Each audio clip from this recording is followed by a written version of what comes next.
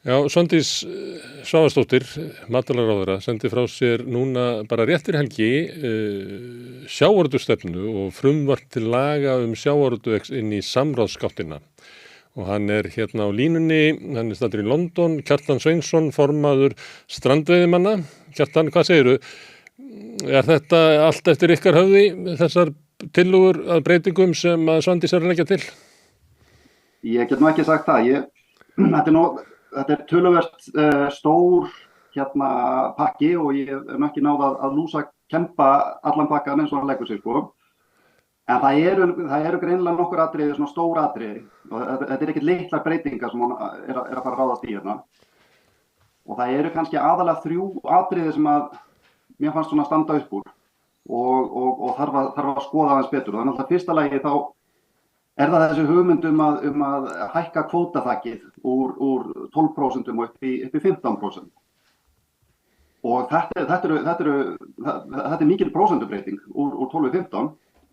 Og það virðist vera bara að það sé vera að stefna að meiri samþjöppun og stefna því bara að 6 eða 7 félög eigi bara allan kvóta. Þetta verður bara þannig. Þannig að það er kannski stóra atriðið í þessu og sko ef að Svandís heldur að kvótakangarnir sjá ekki við en í sambandi við þetta að skrá þetta á markað, ég meina Ísfélagið, við sjáum það bara í fréttum vikunar að Ísfélagið bara undirbúa sig undir þetta. Guðbjörg er búin að sem sagt, færa eignarhluti yfir á syni sína 4. Þannig að þessi stóru fyrirtæki eru bara að undirbúa sig að taka stærri sneið af kökunni sko. Og þegar þau eru komin skráð á markað þá getur fyrirtæki sem að þar raunverulega keypt upp 3% af kvótunum eins og á við kannski síldarvinnsluna, þeim munar ekkert það að kaupa vísi. Nei, akkurat. Og við sjáum þannig að þau klæja öll í puttana sko að komast í meiri kvóta og þetta er óseðjandi fólk sem að vill bara eignast þetta allt saman og þetta endar, ég meina 15%, þá erum við sko, ef við tökum út félagslega kerfið, þá erum við að tala um 6 eða 7 fyrirtæki sem að geta eignast bara allan sjávarútveginn eins og hann leggur sig. Já. Þannig að það er svona fyrsta atriðið. Annað atriðið er að það er ekkert fyrir smábáta. Og það er ekkert meira það að segja, það er bara ekkert fyrir smábáta í þessari reglugerð. Og í þriðja lagi að þá sé ekki betur en að þau séu að byrja, þetta sé bara byrjunin á því að smygla félagslega pottinum inn í kvótakerfið í gegnum bakdyrnar og þetta er nákvæmlega það sem að við bentum á þegar auðlindir okkar bæði komið bráðabirgðaniðurstöðurnar og lokaskýrsluna að þetta er planið. Þá bara að kroppa úr hægt og rólega 5,3% kerfinu og færa það inn í kvótakerfið í gegnum bakdyrnar og þetta er bara byrjunin á því. Já, það er tillaga þarna að í staðinn fyrir byggðakvótan að þá er líklega gert ráð fyrir að hann fari bara hluthafanum fari inn í almenna kerfið en í staðinn fái sjávarbyggðir svona greidda einhverja skaðabætur. Mætti orða það þannig. Já, þau eru að tala sko að það fari einhvern leigupott og ég veit ekkert hver hefur aðgang að þeim leigupotti eða hvernig það á að virka sko. En maður, sko, ég meina við litlu bátarnir, við erum ekkert að keppa við stóru félögin í einhverju útboði, sko, ég meina þau nota þetta bara það tækifæri til að kappara okkur og hafa alveg bolmagn til þess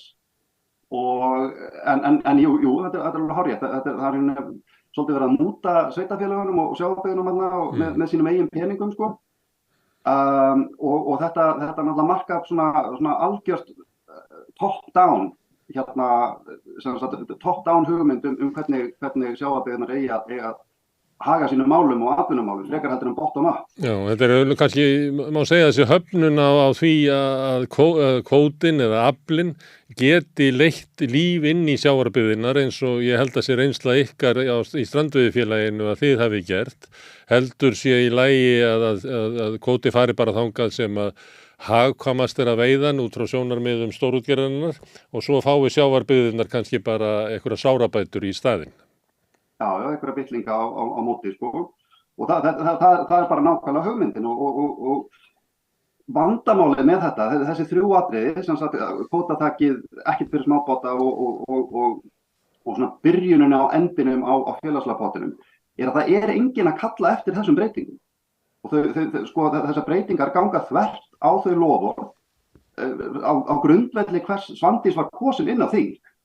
Og það er að segja að styrkja strandveiðarnar og koma í veg fyrir óhóflega samþjöppun, og þetta er ennþá á heimasíðu VG sem stefna að styrkja strandveiðar og koma í veg fyrir samþjöppun. Ja. Og einsganga þessar breytingar náttúrulega þvert á þær niðurstöður sem að koma mjög skýrt fram í þeirri skoðanakönnun sem auðlindin okkar lét gera. Þannig að þetta er bara reynilega, mér liggur við að segja þessi ólýðræðislegt. Það er ekki bara að fara eftir því sem að þjóðin er að kalla eftir. Já. Þú bendir á að í tillögunum sé verið að skerða 5,3% aflans sem er í hinu svokallaða félagslega kerfi, en í stefnu VG segir að markmiðið sé að auka þetta í áföngum svo að verði 8-10% veiðiheimilda verði til ráðstöfunar í slíkum tilgangi, segir í stefnu VG. Já, það er nefnilega, það er bara mjög skýrt í stefnu VG sem hefur verið staðfest aftur og aftur, og þetta var náttúrulega hluti af kosningaloforðunum samþykkt á landsfundi 2021 og ekki bara 5,3% kerfið og að festa strandveiðarnar. Heldur sögðu líka að það þyrfti að styrkja varnir gegn óhóflegri samþjöppun með því að, og hérna er ég að lesa bara af heimasíðunni þeirra, með því að kvótaþök séu fortakslaus vist og girðingar haldi á milli kerfa og framtíðar grundvöllur veiðiréttinda verið tímabundin og afmörkuð nýtingarleyfi bundin með tilteknum skilyrðum. Og þetta gengur þvert á stefnu VG, þetta gengur þvert á vilja þjóðarinnar. Ég skil þetta ekki. Nei. Og það er breytingar sem hefur verið að gera þarna að þær eru verri heldur en núverandi kerfi. Það er enga breytingar þarna sem eru betri. Já, eflaust er eitthvað, eins og ég segi, ég á eftir að lúslesa þessar tillögur og ég menna þáttir svo með öllu vilt að ekki búið nokkuð gott, en þetta eru samt stóru atriði, og ef það besta sem að maður getur sagt breytingarnar er að það lítur að vera eitthvað gott í þeim, þá er hann alltaf orðið ansið svart, Já. Herðu, Kjartan, takk fyrir að koma hérna í símtal til okkar og gefa okkur svona örlítið innsýn inn í það hvernig þetta lítur út frá ykkar sjónarhóli strandveiðimanna. Takk fyrir mig. Lekilega. Og við höldum áfram að ræða kvótann hér eftir augnablik.